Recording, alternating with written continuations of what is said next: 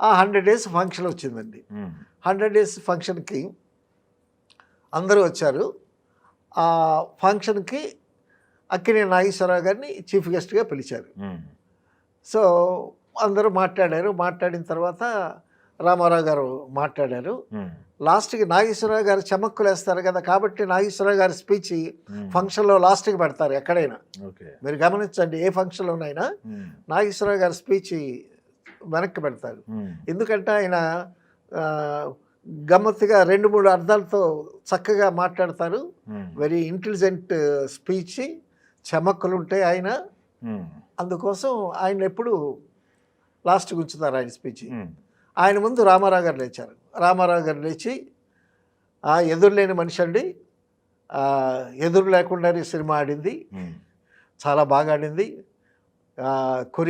Director, choreographer వాణిశ్రీని పట్టుకొని బాగా రుద్దమన్నారు. నేను వాణిశ్రీని పట్టుకొని అటు తిప్పి ఇటు తిప్పి కళ్ళు మూసుకొని రుద్దేశాను. బాగా క్లిక్ అయింది.